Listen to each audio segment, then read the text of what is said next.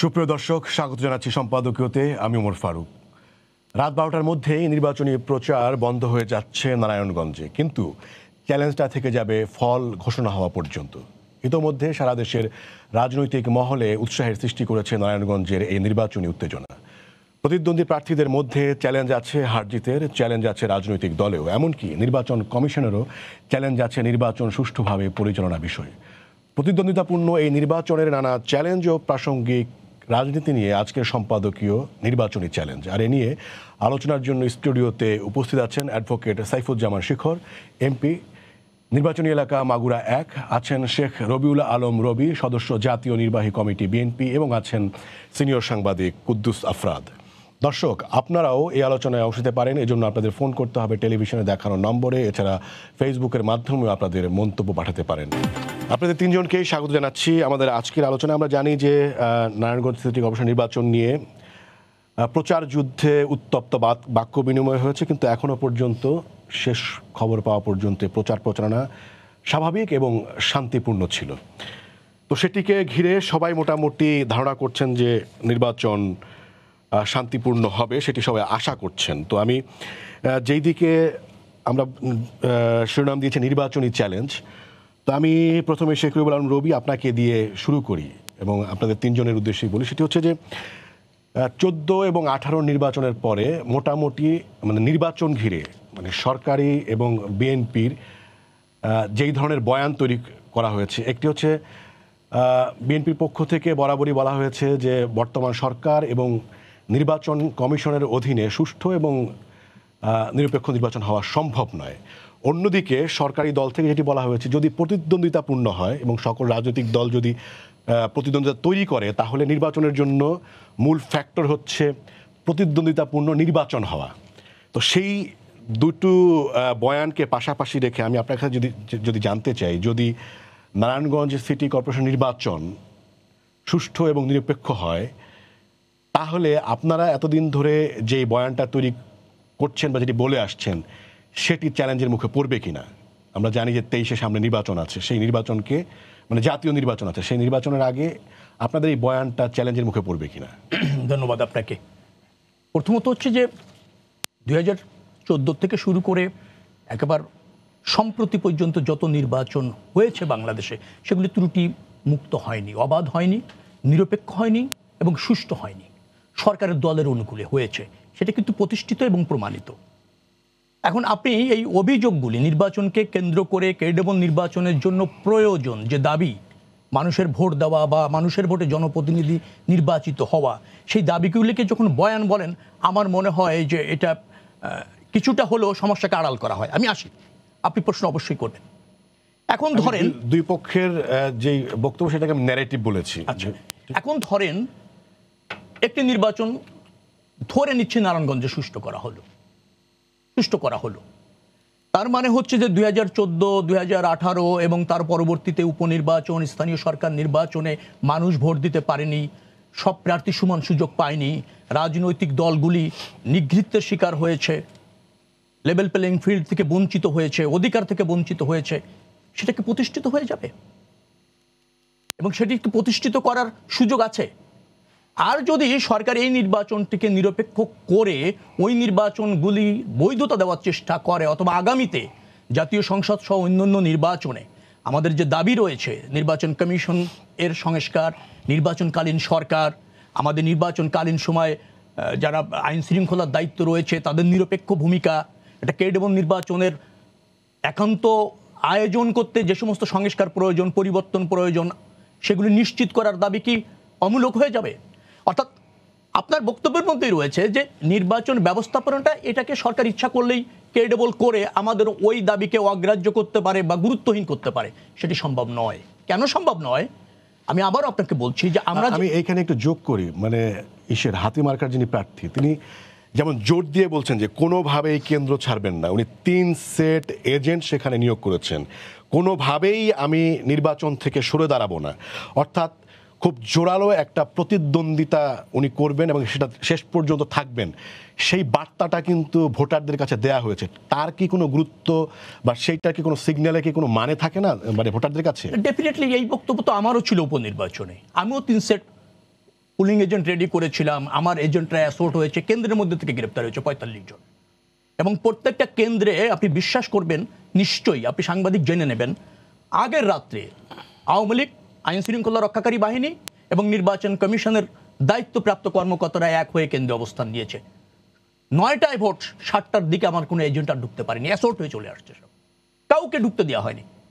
এখন ধরেন আমারও তো ইচ্ছা ছিল যে কোনো মূল্যে থাকবো, কারণ এটা আমার সাংবিধানিক রাইট, আমার রাজনৈতিক রাইট, তাই না? আমি ভোটার, ভোট দিব, আমি প্রার্থী, প্রতিদ্বন্দ্বিতা করব, সেই জায়গাগুলি তো থাকার চেষ্টা করা হয় বিএনপির থেকে, সবসময় করা হয়। আর তৈমুল আলম খন্দকার উনি বিএনপির প্রার্থী না, উনি স্বতন্ত্র প্রার্থী হয়ে নির্বাচন করছে, তিনি সর্বোত্তক চেষ্টা করবেন।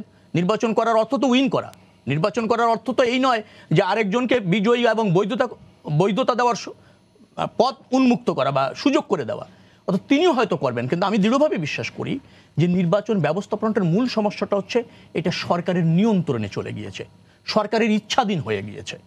অর্থাৎ কোথাও তিনি দখল করতে পারেন, আবার কোথাও রাজনীতির কৌশল হিসেবে উন্মুক্ত করতে পারেন। আমি যেটা বলতে চাই, একটা প্রতিদ্বন্দ্বিতা তৈরি করা গেল কি গেল না, মানে প্রতিপক্ষ, মানে প্রতিদ্বন্দ্বী রাজনৈতিক দল শক্ত না নরম, সেটা কোনো বিষয় না। না, নরম শক্ত একজন স্বতন্ত্র প্রার্থী, তারও তো রাইট রয়েছে। আপনি রাজনৈতিক দল বাদ দেন, রাষ্ট্র সকল প্রার্থীর সমান সুযোগ নিশ্চিত করবে এবং রাষ্ট্রের যারা মালিক, যারা ভোটার, তাদেরকেও অবাধে পছন্দের প্রার্থীকে ভোট দেওয়ার সুযোগ করে দেবে। আর পছন্দের প্রার্থীকে ভোটাররা যে ভোট দেবে, সেই ভোটটা স্বচ্ছতার সাথে নিরপেক্ষভাবে গণনা হবে, গণনাকৃত ফলাফল অবাধে স্বচ্ছতার সাথে প্রকাশ হবে। এই ধাপগুলি তো রুদ্ধ করা হয়েছে। ধন্যবাদ অ্যাডভোকেট সাইফুজ্জামান শেখর এমপি। আপনার কাছে জানতে চাই যে এই মানে নারায়ণগঞ্জের নির্বাচন, সেটি আসলে জাতীয় রাজনীতিতে কি ধরনের প্রভাব ফেলবে বলে আপনি মনে করেন? ওই সময় টিভির দর্শকদেরকে আন্তরিকভাবে ধন্যবাদ জানাই, আপনাকে ধন্যবাদ জানাই যে একটা খুবই হট একটা বিষয় নিয়ে আসছেন। নারায়ণগঞ্জ সিটি কর্পোরেশনের নির্বাচন আজ থেকে 10 বছর আগে বলবো না, প্রথম যখন আইবি হলেন, মেয়র হলেন, তখন থেকেই কিন্তু এটা একটা ন্যাশনাল ইস্যু। উনি প্রথমবার যখন জিতেছিলেন তখন বিএনপি রাষ্ট্রীয় ক্ষমতায় ছিলেন। আচ্ছা, বিএনপি রাষ্ট্রীয় ক্ষমতায় ছিলেন, তখন সিটি কর্পোরেশন ছিল না, তখন পৌরসভা ছিল। আমার মনে আছে এই কারণে যে পৌরসভা, নারায়ণগঞ্জ পৌরসভা এবং মাগুরা পৌরসভা একই দিনে ভোট হয়েছিল, সেখানে দুইটাই আমরা নৌকা বিজয় লাভ করেছিল। তখন তার প্রতীকে হতো না, আওয়ামী লীগ সমর্থিত প্রার্থী বিজয় লাভ করেছিল। তখনও সারা বাংলাদেশের নজর নারায়ণগঞ্জে ছিল, আজকেও সারা বাংলাদেশের নজর নারায়ণগঞ্জে আছে। তো আপনি যেটা বলেছেন যে আমার তো যাওয়ার সৌভাগ্য হয় নাই, সংসদ সদস্য হয়ে বিপদে পড়েছি যে আমরা কোনো নির্বাচনে প্রচারে অংশ নিতে পারি না। তো যতদূর তথ্যপত্র আমাদের কাছে আছে ততদূর আমার মনে হয় যে একটি সুন্দর সুষ্ঠু পরিবেশে নির্বাচনটা অনুষ্ঠিত হচ্ছে। আমরা একটু বিপদে আছি যে দলীয় ব্যানারে নির্বাচন হচ্ছে, যদি তৈমুর আলম সাহেব উনি যদি বিএনপি ইসে থাকতো, সরাসরি বিএনপির ক্যান্ডিডেট থাকতেন, তাহলে নির্বাচনটা আমাদের জন্য আর একটু সহজ হতো। কেন সহজ হতো? এই কারণে যে আসলে যখনই বিএনপি নির্বাচনে থাকে তখন আওয়ামী লীগ ঐক্যবদ্ধ থাকে। তো আমাদের ভয় যেটা, সেটা হচ্ছে যে কোনো কারণে আওয়ামী লীগের কেউ হয়তো এদিক ওদিক করতে পারে কিনা স্বতন্ত্র প্রার্থীর দিকে, তো সেটা হয়তো শেষ পর্যন্ত আমাদের নেতৃবৃন্দর উপস্থিতিতে আমরা মনে করি আর সেটা সমস্যা হবে না শেষ পর্যন্ত। তবে বিএনপি থাকলে নির্বাচনটা, বিএনপির ব্যানারে নির্বাচনটা হলে নির্বাচনটা আরও সুন্দর হতো মনে হয় আমার। তো এখন যেটা হয়েছে সেটা হচ্ছে যে আমরা যেটা মনে করছি সেটা আইবি অনেক পরীক্ষায় উত্তীর্ণ প্রার্থী, সে ওই চ্যালেঞ্জের মুখেও সেদিন সে নির্বাচিত হয়েছে। 11 সালেও একটা বড় চ্যালেঞ্জ ছিল, সেই চ্যালেঞ্জেও সে নির্বাচিত হয়েছে। সে তার বাবারও একটা ঐতিহ্য আছে ওইখানে। সুতরাং আমরা যেটা মনে করি যে তার ব্যক্তিত্ব, তার উন্নয়ন, মানুষের সাথে তার সম্পর্ক, বিশেষ করে সিটি কর্পোরেশনে তার অবস্থান, আমার মনে হয় যে সে বিজয়ী হবে এবং সারা বাংলাদেশ কৌতূহলের চোখে তাকিয়ে আছে। সেটা ঠিক আছে, প্রত্যেকটা নির্বাচনেই আমরা মনে করি যে জনগণের সজাগ থাকা দরকার, জনগণ নজর রাখবে। আপনারা সাংবাদিকরাও দেখছি যে ঝাঁকে ঝাঁকে যাচ্ছেন, পর্যবেক্ষকরা যাচ্ছেন। তা আমরা এখন পর্যন্ত যে পরিবেশ আছে, এই পরিবেশের মধ্য দিয়ে যাতে আগামী নির্বাচনের রেজাল্ট পর্যন্ত, নির্বাচনের পরবর্তী দিনগুলো এই পরিবেশটা যাতে ধরে রাখা যায়, এটা আমাদের কাম্য এবং আমরা বিশ্বাস করি যে আশা করা যায় যে আমরা এই পরিবেশটি ধরে রাখতে পারবো। জি। আর রবি ভাই যেটা বললেন যে উপনির্বাচনে তো তাদেরকে উপনির্বাচনে আওয়ামী লীগের একটা সিট গেল না গেল এতে তো আসলে খুব বেশি কিছু যায় আসে না। আপনারা দেখেছেন যে উপনির্বাচনে ভোটারের সংখ্যাও কম, কোথাও 18, কোথাও 20, কোথাও 25% ভোট কাস্ট হয়। না, উনি যেটা বলছেন যে মানে নারায়ণগঞ্জ নির্বাচন মানে কতটা ভালো হলো খারাপ হলো সেটার থেকে বিষয় হচ্ছে, ওনার বক্তব্য হচ্ছে নির্বাচনী পুরো ব্যবস্থা আপনাদের সরকারি দল এবং সরকারের করাতে চলে গেছে, এবং সেই জায়গা থেকে আসলে কথা ঠিক না। আমি ওইখানেই একটা নির্বাচন ভালো হলো কি খারাপ হলো সেটা আসলে ম্যাটার করে না। আমি ওইখানেই আসছি। সেটা হচ্ছে যে তখন প্রশ্ন উঠেছে যে জনগণ ভোট দিতে, আমরা সেটা বলেছি, ক্লিয়ারিফাই করেছি যে অ্যাবসলিউট মেজরিটি নিয়ে আওয়ামী লীগ ক্ষমতায় আছে। এই সিটে বিএনপি জিতলে বা আওয়ামী লীগ জিতলে তেমন কোনো নাই, যার কারণে জনগণের ভোট কেন্দ্রে যাওয়ার প্রবণতা কম। কিন্তু আমরা যখনই স্থানীয় সরকার নির্বাচনগুলো দেখছি তখনই দেখছি যে ভোটার 70, 75, 80% ভোটার যাচ্ছে উৎসবমুখর পরিবেশে, প্রতিদ্বন্দ্বিতাপূর্ণ নিচ্ছে, কোথাও কোথাও প্রতিদ্বন্দ্বিতা করতে যে নিজেরা মারামারিও করে ফেলতেছে। কিন্তু সার্বিক পরিস্থিতিতে আমরা যেটা মনে করি, জনগণের কিছু উৎসাহ উদ্দীপনা নিয়ে নির্বাচনে ভোট দিচ্ছে। এই নির্বাচনে ভোট দেওয়ার মধ্যে দিয়েই প্রমাণিত হয় যে জনগণ কিন্তু এই নির্বাচন কমিশন এবং এই সরকারের উপর আস্থা রেখে ভোট কেন্দ্রে যাচ্ছে, না তো ভোট কেন্দ্রে যাওয়ার কথা না। তো এই যে মানুষের আস্থাটা নির্বাচন প্রক্রিয়ায় আছে, এটা ইন্ডিকেট করে যে আসলে এই নির্বাচনী প্রক্রিয়া, নির্বাচনী ব্যবস্থা সরকারের সদিচ্ছার উপর নির্ভরশীল নয়। নির্বাচন কমিশন সংবিধান মোতাবেক যেভাবে নির্বাচনটা করা দরকার সেভাবে নির্বাচন করছে দেখে কিন্তু সমস্ত লোকাল নির্বাচনে জনগণের অংশগ্রহণটা আসছে। যদি জনগণের যদি আস্থাই না থাকতো তাতে ভোট কেন্দ্রে আসার কথা না। ভোট কেন্দ্রে যাচ্ছে, কোথাও কোথাও 80% ভোট কাস্ট হচ্ছে, প্রতিদ্বন্দ্বিতা দেখছেন, উত্তেজনা দেখছেন স্থানীয় সরকার নির্বাচনে। তো সুতরাং নির্বাচনে বিএনপির যেটা সমস্যা হচ্ছে যে আওয়ামী লীগ পরাজিত হলে পারে সেখানে নিরপেক্ষ নির্বাচন হয়েছে অথবা আরো ভোটে জিতত। এটা কিন্তু বিএনপি কয়েকবার বলেছে যে কয়েকটা সিটে জেতার পরে বলছে যে আরো ভোটে জিততাম যদি না হতো, নির্বাচন সুষ্ঠু হতো। এইগুলো আসলে কথার কথা। আমরা যেটা মনে করি যে বিএনপি কিছু সুযোগ নেওয়ার জন্যে আজকে নির্বাচন ব্যবস্থা বা সরকারের বিভিন্ন কর্মকাণ্ডকে প্রশ্নবিদ্ধ করার চেষ্টা করছে। কিন্তু পরিশেষে আমরা যেটা মনে করি যে গণতন্ত্রের বিজয় হবে, বিএনপিও এই সাংবিধানিক প্রক্রিয়ায় নির্বাচনে আসবে এবং আমরা 2023 সালে একটা সুষ্ঠু নির্বাচনের মধ্য দিয়ে আমরা আমাদের আগামী দিনের যে সরকার, সেই সরকার গঠন হবে, এটা আমরা মনে করি। এই হতাশা কিছু নেই, বিএনপি বার্গেনিং করছে, মূলত কিছু ফয়দা লোটা। আমি আপনার কাছে আবারও ফিরবো কুদ্দুস আফরাদ, আমি আপনার কাছে ফিরতে চাই। আপনার কি মনে হয় যে নারায়ণগঞ্জের যে নির্বাচন, সেই নির্বাচন এরই মধ্যে মানে জাতীয় পর্যায়ে আলোচনা হচ্ছে, কিন্তু এই নির্বাচনের ফলাফল যাই হোক সেটি আসলে জাতীয় রাজনীতিতে কোনো প্রভাব ফেলবে কিনা? ধন্যবাদ আপনাকে। ধন্যবাদ আমাদের সঙ্গে আলোচনায় আছেন সাইফুজ্জামান শিখর ভাই, মাননীয় সংসদ সদস্য, এবং শেখ রবিউল ভাই, বিএনপির সেন্ট্রাল লিডার, এবং যারা এখন দেখছেন তাদেরকে শুভেচ্ছা জানাই। বিষয়টি হচ্ছে প্রথমেই আজকের এই অনুষ্ঠান থেকে নারায়ণগঞ্জবাসীকে, অর্থাৎ সিটি এলাকায় যারা বসবাস করেন তাদেরকে একটু শুভেচ্ছা জানাতে চাই। শুভেচ্ছা জানাতে চাই এই জন্য, এই যে নির্বাচনের কর্মকাণ্ডগুলো আছে তাদের ভিতরে তারা প্রবল প্রতিদ্বন্দ্বিতা ওইখানে হচ্ছে, নানান ধরনের কথাবার্তা হচ্ছে, কিন্তু কোনো ধরনের সহিংসতা, পোস্টার সিরা, এইটা ওইটা আমরা এখন পর্যন্ত শুনিনি। ভাই, এই যে আজকে নির্বাচনী প্রচারণা মধ্যরাতে শেষ হবে তার আগ পর্যন্ত কোনো রকম অভিযোগ ওরকম শুনলেন। ছোটোখাটো দুই একটা ঘটনা ঘটতেই পারে যেগুলো বড় আকারে আসে নাই। দুই হচ্ছে যে প্রতিদ্বন্দ্বী প্রার্থী যারা আছেন এখানে, নৌকা নিয়ে লড়ছেন আইবি, তারপরে হাতি নিয়ে লড়ছেন তৈমুর আলম খন্দকার, হাত পাকা নিয়ে একজন আছে, আরও যারা আছে তাদেরও আচার আচরণ সব মিলিয়ে, অর্থাৎ আমি যেটা বুঝতে পারছি যে প্রতিদ্বন্দ্বী প্রার্থীদেরও একটা বড় ভূমিকা থাকে একটা নির্বাচন কিভাবে হবে। নির্বাচনে তো অনেকগুলো স্টেক হোল্ডার থাকে, এর ভিতরে প্রার্থীরা হচ্ছে একটা বড় স্টেক হোল্ডার, রাজনৈতিক দলগুলো স্টেক হোল্ডার, সে নির্বাচন কমিশন একটা স্টেক হোল্ডার, লোকাল অ্যাডমিনিস্ট্রেশন একটা স্টেক হোল্ডার। এখানে নির্বাচন কমিশন খুব শক্ত থাকলো, প্রতিদ্বন্দ্বী প্রার্থীরা একজন আরেকজনের উপরে হামলে পড়লো, নিবৃত করা যাবে না, এই আইন শৃঙ্খলা বাহিনী দিয়ে পারবেন না। অর্থাৎ আমার যদি অ্যাটেনশন থাকে, এইম থাকে নির্বাচনকে প্রশ্নবিদ্ধ করবো, তাহলে পারবো না। আমার যদি অ্যাটেনশন থাকে এই নির্বাচনের ফলাফল আমার অনুকূলে আনবো, তাহলে আমি যতটা পারি মানুষের দুয়ারে যাবে, মানুষকে কনভিন্স করার চেষ্টা করবো, অর্থাৎ যারা ভোটার তাদেরকে কনভিন্স করার চেষ্টা করবো। সেই প্রচেষ্টায় এই নির্বাচনে আমি দেখতে পাচ্ছি।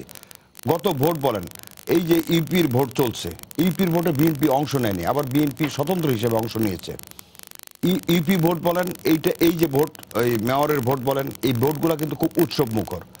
বাট এই ইউপি ভোট বা এই মেয়রের ভোট দিয়ে কিন্তু জাতীয় নির্বাচনকে আমাদের বিবেচনা করলে চলবে না।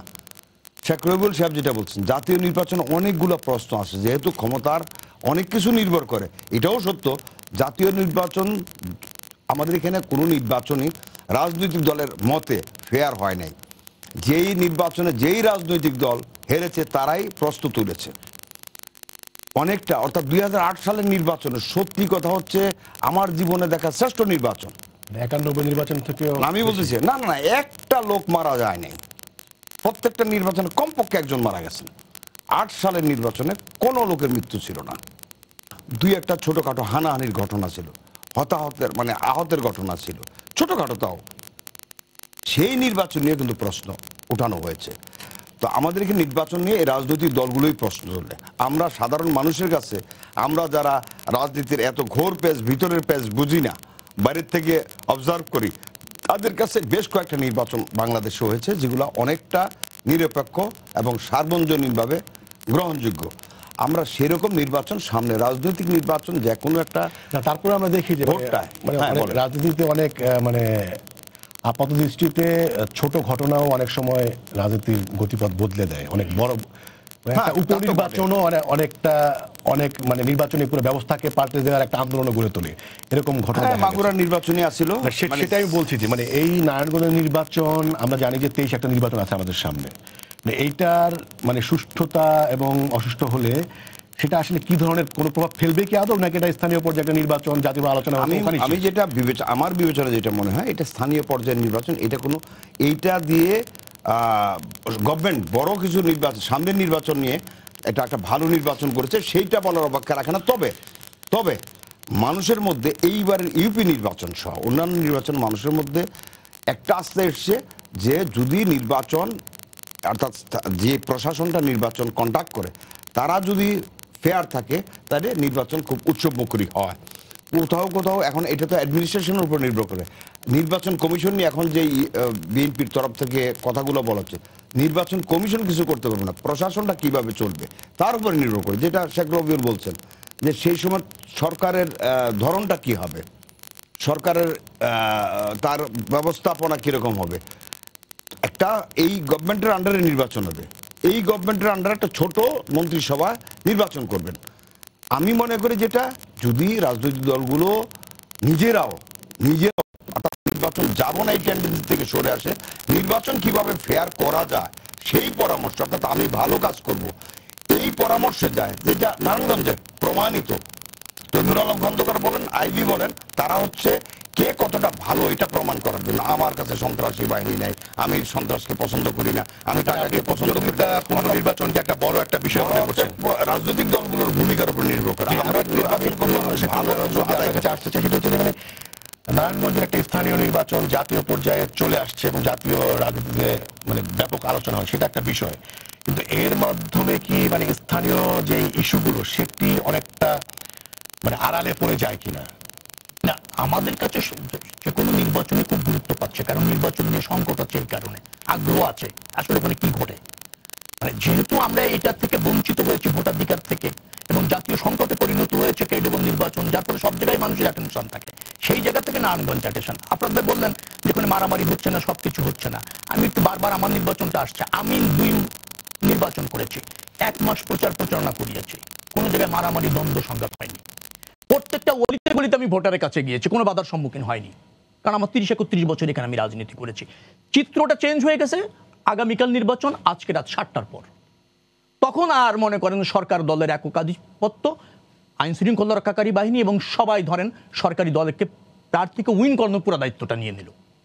তো এখন সরকারের নিয়ন্ত্রণে হচ্ছে দখল প্রক্রিয়াটা। আমি আবার বলছি, ভোটারের ভোট দেওয়ার উপর আর নির্বাচন নির্ভর করছে না, যার ফলে সরকার তার অপকৌশলের অংশ হিসাবে। এটা কি আপনি 18 নির্বাচনের কথা বলছেন? না, আমি আমার উপনির্বাচনের কথা কথা বলছি। বলছেন। আচ্ছা, আমি বলছি যে দখল প্রক্রিয়া সরকারের নিয়ন্ত্রণে, সরকার তার রাজনৈতিক অপকৌশল হিসেবে কোথাও হারবে, কোথায় জিতবে, কতটা ছাড় দেবে, কতটা নিয়ন্ত্রণ করবে, সেটা নির্ভর করে। আমি জানি না নারায়ণগঞ্জের ক্ষেত্রে সরকার কি করবে। সরকার এমনও হতে পারে, আমি জানি না, ঠিক ধারণা করছি যে এই নির্বাচনে দখল প্রক্রিয়ার প্রয়োগ না করে স্বচ্ছতা, দক্ষতা দেখাতে পারে নির্বাচন ব্যবস্থাপনায়, সে কৌশলও আছে, থাকতে পারে। আবার এমনও হতে পারে যে না, সম্পূর্ণভাবে দখল করে নিয়েছে নির্বাচনের দিন সকালে। অর্থাৎ সরকারের রাজনীতির অভিপ্রায় বাস্তবায়ন করবার জন্য এবং অনির্বাচিতভাবে ক্ষমতায় থাকবার জন্য, নির্বাচনী ব্যবস্থাপনায় নিয়ন্ত্রণ রাখবার জন্য যা করার তাই করবে, এটা আপনি নিশ্চিত।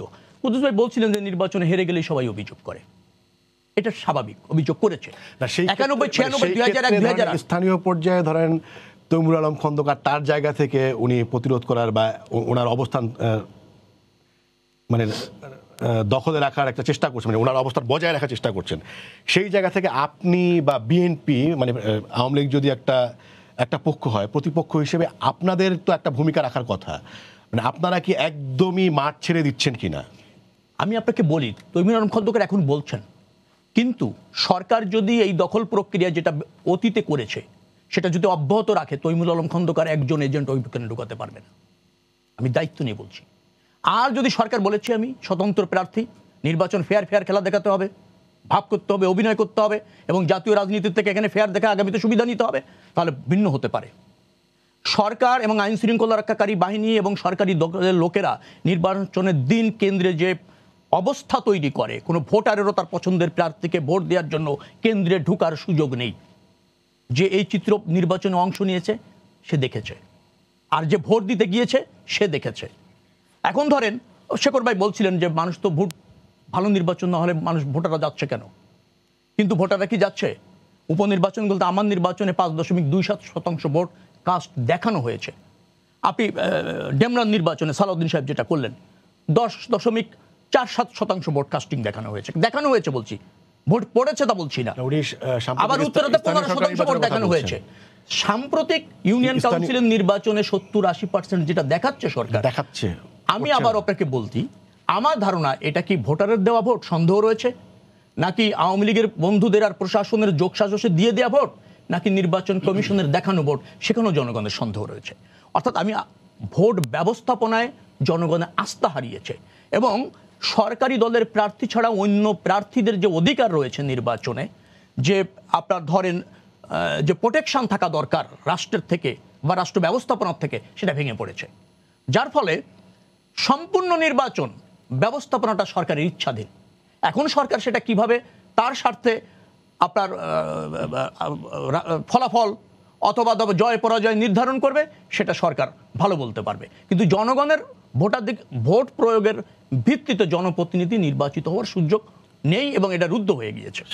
শেখর ভাই, মানে বিষয়টা এরকমই যে মানে ভোটে আসলে এখন ভোটারদের মতের প্রতিফলন হচ্ছে না, এটা মানে রবি ভাই আসলে বলার জন্য বলেছেন, আর উনি ঢাকায় নির্বাচন করেন তো গ্রামগঞ্জের খোঁজ খবর বোধহয় রাখা বন্ধ করে দিচ্ছেন। আমার যেটা মনে হয় যে এই যে আমরা ইউনিয়ন কাউন্সিলের নির্বাচনে দেখলাম যে নৌকা স্বতন্ত্র বিএনপি নামে না হলেও বেনামে নৌকার চেয়ে বেশি জিতছে, এগুলো কি নির্বাচন কমিশন ভোট দিয়ে জিতাইছে না সরকার জিতাইছে? এ তো জনগণের ভোটেই আসছে। সুতরাং খামাখা এই ব্লেমিং গেম না দিয়ে যেটাকে কালো সেটাকে কালো বলতে হবে, যেটাকে সাদা সেটাকে বলতে। আমি তো রবিবার সাথে একমত। আমি বললাম যে জাতীয় সংসদ নির্বাচনে উপনির্বাচনগুলো যে হচ্ছে সেখানে ভোটার যাচ্ছে না, তাহলে 5% সরকার যদি ভোট দিয়ে দেয়, নির্বাচন কমিশন যদি দিয়ে দেয়, তাহলে ধানমন্ডিতে 5% বা 10% ভোট পাওয়ার কথা না, সেখানে তো 80% ভোট দেখাই দেওয়ার কথা।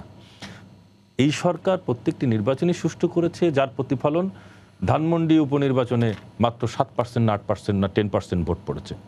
ইসে ডেমরায় পড়েছে 10% বা 15%, আমার মনে নেই, বা বেশিও হতে পারে। ধানমন্ডিতে 5.27, ডেমরা 10.7, যেটাই পড়ুক। তো এই যে ভোট পার্সেন্টেজ কিন্তু প্রমাণ করে যে আসল ভোটের আসল চিত্রটাই কিন্তু সেখানে এসেছে। এটা কেন?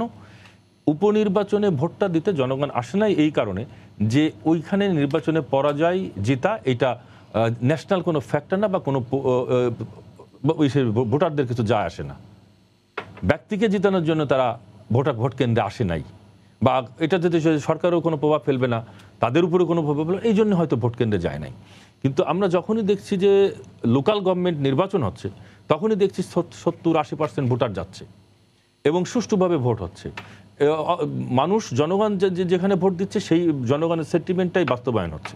তো এই ক্ষেত্রে আমি মনে করি যে ব্লেমিং গেম না করে আমাদের কুদ্দুস ভাই যেটা বলার চেষ্টা করেছেন যে নির্বাচনের এই ব্লেমিং গেম না দিয়ে নির্বাচনটাকে কিভাবে আরো সুন্দর করা যায়, আপনাদের নির্বাচনে বিএনপিকে নির্বাচনে আসার জন্য আর কি ব্যবস্থা করা যায় সংবিধানের ভিতর থেকে, সেইগুলো নিয়ে তারা আলোচনা করতে পারে। কিন্তু এবং আমি সর্বশেষ প্রথমে যে কথা বলছি সেই কথাটি আমি আবার রিপিট করতে চাই যে আমার ধারণা মতে বিএনপি আগামী নির্বাচনে আসবে, যেহেতু সমস্ত নির্বাচনই সুষ্ঠু প্রক্রিয়া হচ্ছে, জনগণের নির্বাচনের উপর আস্থা আছে, তারা আগামী নির্বাচনেতেও আসবে। এখন যে ব্লেমিংটা গেম করছে কতখানি ফায়দা বের করা যায়, এই জন্য তারা এই কাজগুলো করছে।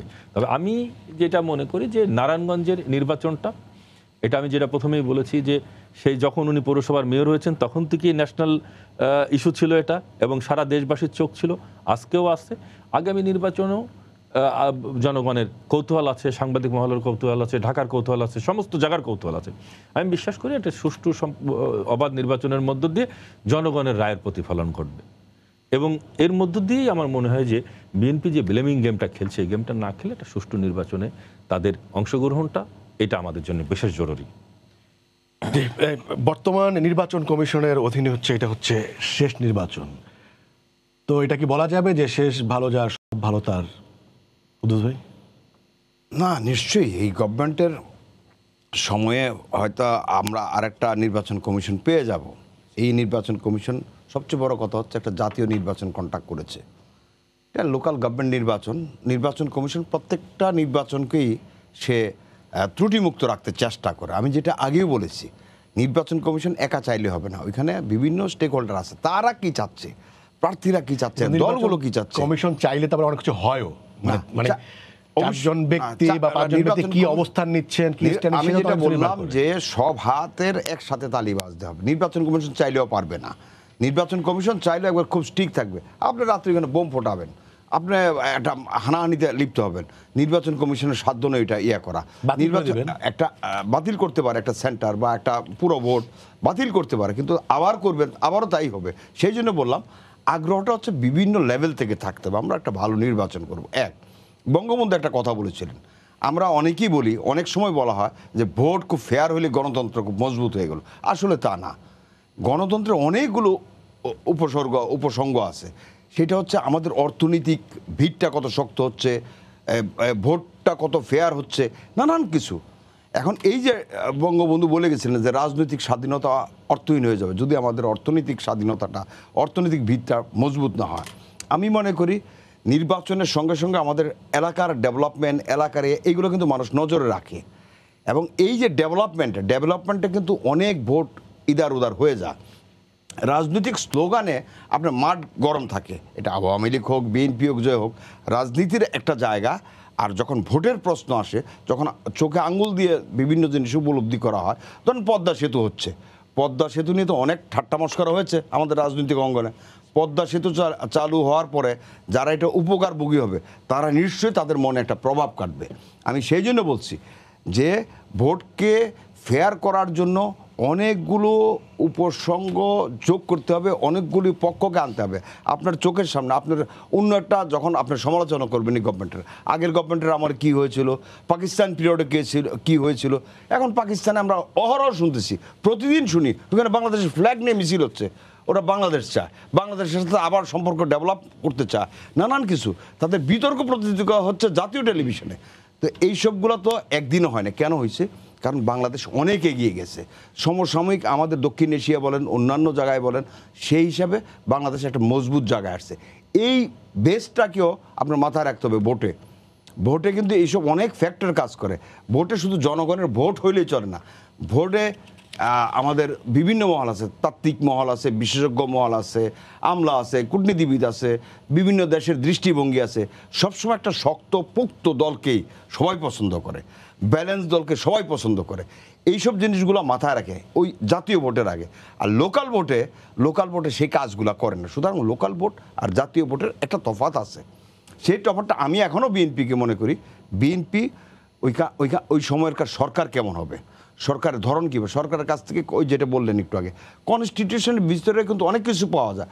খালেদা জিয়াকে আইনমন্ত্রী বলছেন যে আবার যদি উনি অন্যভাবে আবেদন করতে চান, বিদেশে যেতে চান, তাহলে জেলখানায় যেতে হবে। তো জেলখানা বিএনপির তরফ থেকে কিন্তু খালেদা জিয়ার বাড়িকে জেলখানা ঘোষণার দাবি জানাতে পারে, যে ওইখান থেকে তো হতে পারে এটা। তো এইসব ওইখানে কিন্তু জি। রাখছে, ও ইকবাল দেখে ভাই, নিচ্ছে আপনাকে সরকারের ধন্যবাদ। দরকার। রবি ভাই, মানে আমি আপনারা- সেই জন্য বলি, জি। আমি শেষ করে দিই। জি। আমি যেটা মনে করি, বাংলাদেশ 50 বছরের বাংলাদেশ, আমাদের এখন চিন্তা ভাবনা করে আমাদের দেশটাকে যাতে ক্ষতিগ্রস্ত না হয়, উন্নয়ন যাতে বাধাগ্রস্ত না হয়, উন্নয়নের ধারাবাহিকতা কোন দলের মধ্যে বেশি স্পিডে দেখা যাবে, মানুষ কিন্তু তাকেই পছন্দ করবে। জি রবি ভাই, মানে সংবিধানের ভেতরে থেকে, মানে আপনারা যেই ফর্মে চাচ্ছেন সেই ফর্মে তো আপনারা আদায় করতে পারেন নাই। সংবিধানের ভেতরে থেকে আপনারা কোনো বিকল্প কিছু ভাবছেন কিনা আগামী নির্বাচনকে নিয়ে, মানে নির্বাচনকালীন সরকার? সংবিধানের ভিতরে তো সবই ছিল, যদি সংবিধানটা চেঞ্জ না করা হতো। আওয়ামী লীগ তাদের মতো নির্বাচন করতে গিয়ে অথবা নির্বাচনী প্রক্রিয়ায় একক আধিপত্য বিস্তার করতে গিয়ে এবং নির্বাচনে বিজয় নিশ্চিত করতে গিয়ে তো কারেকশনটা করলো। আমাদের সংবিধানে কিভাবে নির্বাচন হবে 13 সংশোধিত করা হয়েছে। নিয়ে আসার মতো তো আপনাদের সংখ্যাগরিষ্ঠতা নাই, আপনারা সেই আন্দোলন করতে না না, পারেন না। আমার কথাটা হচ্ছে কি শোনেন, যখন এই সংবিধান 13 সংশোধনীত করা দাবি ছিল, তখন তো আওয়ামী লীগের সংখ্যাগরিষ্ঠতা ছিল না। আমাদের তো ইচ্ছা করলে সেটা রাখতেই পারতাম। তখন কেন প্রয়োজন ছিল? আন্দোলন করে আদায় করেছেন। আন্দোলন করে আদায় করেছিলেন আপনি। জি, জি, তো এখন তো আমরাও সেই একই দাবিতে আন্দোলন করছি। আপনি ক্ষমতায় এসে তত্ত্বাবধায়ক সরকারের ব্যবস্থাটা বাতিল করে দিলেন, নির্বাচন এবং গণতন্ত্র বাংলাদেশের টেকসই পর্যায়ে না দীর্ঘ মানে বিতর্ক এবং বক্তব্যের বিষয়। আমি যেটা, আপনার বিকল্প কিছু ভাবছেন কি? না, আমাদের বিকল্প একটাই, বাংলাদেশের 14 এবং 18-তে যেভাবে আওয়ামী লীগ মানে রাষ্ট্রীয় নিয়ন্ত্রণে নির্বাচন করে, সরকার নিয়ন্ত্রিত নির্বাচন করে, নির্বাচনের নামে প্রতারণা করে মেজরিটি নিয়ে সরকার গঠন করেছে, মানুষকে ভোট দিতে না দিয়ে, তার হতে দেওয়া হবে না। হয় সংবিধান প্রয়োজনে সংশোধন করতে হবে, আর সেটি যদি না হয় তাহলে তাদেরকে ক্ষমতা ছেড়ে নিরপেক্ষ সরকারের অধীনে নির্বাচন করার ব্যবস্থা করতে হবে। সুমতি হলে ভালো, আর সুমতি না হলে গণপ্রজাতন্ত্রী বাংলাদেশের মানুষ আন্দোলন সংগ্রাম করে আবার এই সংবিধান একদমই সংশোধন করতে মানে- বাধ্য করব, এবং আমরা তাতে নেতৃত্ব দেব, এবং শেখরবাদের বাধ্য করেই ছাড়বো। জি শেখর ভাই, একদম মিনিট খানেক সময় আছে। আমি বলি 14 সালেও আন্দোলন করেছে, 18 সালেও আন্দোলন করেছে। আন্দোলনের ভয় তো আমরা পাইনি, কারণ জনগণ সাথে থাকতে হবে, তাদের সাথে তো জনগণ নেই। ওই ঘরের মধ্যে বসে আন্দোলনের ডাক দিয়ে, গাড়ি পুড়িয়ে, পেট্রোল বোমা মেরে, মানুষ মেরে কোনো আন্দোলনে সফলতা লাভ আপনারাও করা যায় না। করেছিলেন না, আমাদের জনগণের সমর্থন সমর্থন ছিল, থাকা আমরা করে লাগে। দিয়েছিলাম। আমি শেষ ন্যায্য করি। দাবি ছিল আমি আপনাদের, শেষ করে করি। দিয়েছি আমরা। আমাদের সাথে জনগণ ছিল, এই কারণেই আপনারা বাধ্য হয়েছিলেন সেদিন 96 সালে সংবিধান সংশোধন না, করতে আমাদের গণতন্ত্রের প্রতি বাধ্য commitment হয়েছিলেন। ছিল। সেখানে আপনি যেটা বললেন, একটা ভুল তথ্য দিলেন জাতির কাছে, সেটা হচ্ছে গিয়ে আমরা সংবিধান সংশোধন করি না। আমরা সংবিধান সংশোধন করিনি। যখন তত্ত্বাবধায়ক সরকারের কথা বলা হয়েছিল, তখন 2 টার্ম তত্ত্বাবধায়ক সরকারের কথা হয়েছিল, সেটা শেষ হয়ে গেছে এবং হাইকোর্টের রায়ের মধ্যে দিয়েই সেটাই হয়েছে। সুতরাং আমরা কোনো সংবিধান সংশোধন করিনি। আমাদের যেটা কথা সেটা হচ্ছে গিয়ে আমাদের সংবিধান অনুযায়ী রাষ্ট্রের নির্বাচন হবে। আপনারা বারবার চেষ্টা করেছেন, এই দেশকে অস্থিতিশীল করেছেন, আপনারা মানুষ হত্যা করেছেন, আপনারা সারা দেশ অকার্যকর করেছেন, অগ্নিসন্ত্রাস করেছেন, জনগণের সাথে ছিল না, আপনারা সফলতা লাভ করেন নাই। আগামী নির্বাচনও সংবিধান অনুযায়ী হবে। আপনারা যদি আন্দোলন করতে চান, অবশ্যই আপনাদের গণতান্ত্রিক অধিকার, আপনারা আন্দোলন করবেন, কিন্তু খুব হুঁশিয়ার, মাথায় রাখতে হবে যে 14 এবং 18 সালের যে আন্দোলনটি আপনারা করেছেন, মানুষ মারা, এই ধরনের আন্দোলন করতে গেলে কিন্তু বিপদে পড়বেন। আমরা, এই সরকার কিন্তু অনেক সহনশীলতা দেখিয়েছে। যেদিন হেফাজতে ইসলাম মতিঝিলে বসেছিল, সেদিন কিন্তু আপনাদের নেত্রী, আপনারা নেতারা সরকার পতনের জন্য আন্দোলন করেছেন, মানুষ হত্যা করার জন্য বলেছেন, রাস্তায় নামতে বলেছেন। তারপরে যখন ব্যর্থ হয়েছেন, আমরা কিন্তু সহনশীলতা দেখেছি। আমরা কিছু বলি নাই, একদম শেষ বাক্য। আমি যেটা মনে করি রবি ভাই, আপনাদের শুভবুদ্ধি উদয় হওয়া দরকার, এবং অবশ্যই এই সংবিধান অনুযায়ী যে নির্বাচন হবে, জননেত্রী শেখ হাসিনা 14 সালে আপনাদেরকে আহ্বান করেছিল সরকার আসার জন্য। রবি এবং আপনাদের তিনজনকেই ধন্যবাদ। দুঃখিত আমি আর সময় দিতে পারছি না। দর্শক, আপনাদেরও ধন্যবাদ জানিয়ে শেষ করছি আজকের সম্পাদকীয়। আগামীকাল আবারও দেখা হবে রাত 10টায়। দেখার আমন্ত্রণ রইল। শুভরাত্রি।